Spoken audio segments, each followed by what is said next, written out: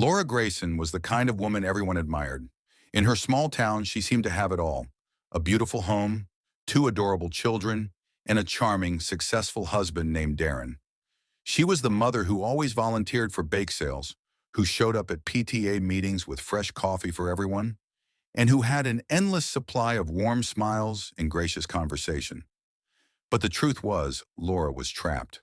For years, her life had been an unending cycle of control and criticism from Darren, who was respected around town as a charismatic businessman. Behind closed doors, he was cold, calculating, and methodically cruel. He controlled the family's money, monitoring every purchase she made. He criticized her every move, calling her lazy and incompetent.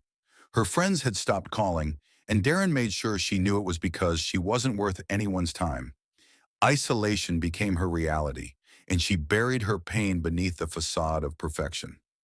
Then one evening, Laura noticed a strange charge on their credit card statement: a luxury hotel stay on a weekend when Darren had been out of town for business. Her heart raced as she thought back to that weekend and realized he'd never called, never checked in on her or the kids. Suspicion gnawed at her, and she waited until he was asleep, then quietly took his phone from the nightstand and unlocked it, hands trembling. The messages she found confirmed her darkest fears. Darren had been having an affair with April, her closest friend. The two of them had been sneaking around for months, exchanging messages about the thrill of secrecy, mocking her, even sharing intimate details of her life and her insecurities. Laura felt the ground fall out from under her. She had been humiliated, used, and dismissed by the people she trusted most. The next day, Laura confronted Darren, her voice barely containing the anger boiling inside her. But Darren didn't flinch. He simply shrugged, looked her straight in the eye, and told her that he was done pretending. He blamed her for the affair, said she was pathetic, a failure of a wife. As he turned his back on her and went upstairs, Laura felt something inside her snap. In the days that followed, Laura's mind became a whirlwind of rage and dark thoughts. She had given everything to this man: her love, her loyalty, her very identity, and he had taken it all without a second thought. At first, she only thought of confronting April, to demand an explanation and maybe some sign of regret. But each night she stayed awake, staring at the ceiling, imagining their faces, the betrayal in their eyes. Her anger grew sharper. One cold November evening, after Darren had gone to bed, Laura went down to the basement where Darren had stashed his old tools. She found a rusted hammer, heavy and solid, and felt its weight in her hand. She wasn't sure if she had the nerve to go through with what she was thinking, but every time she pictured Darren's dismissive face and April's mocking texts, her resolve hardened. Just after midnight, Laura slipped out of the house, hammer in hand, and drove the few blocks to April's. She rehearsed what she would say, imagining April's shock, her panic.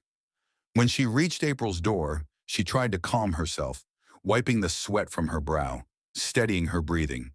When April opened the door, she looked surprised, but quickly smiled, assuming Laura was stopping by for a friendly chat. Laura forced a smile back and whispered, "Can I come in? I just need to talk." Once inside, Laura dropped the friendly pretense. Her voice grew cold and her expression twisted with anger. "How could you?" she asked, venom dripping from every word. "I trusted you. I thought you were my friend." April's face paled and she stammered, trying to explain herself, but Laura didn't want to hear it. Her grip tightened around the hammer, and in a moment of blind rage, she swung it, feeling the impact reverberate through her arm.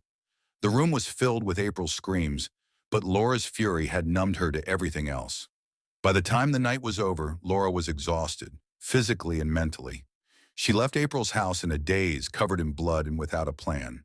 She hadn't thought beyond this moment, and now the consequences loomed over her like a shadow.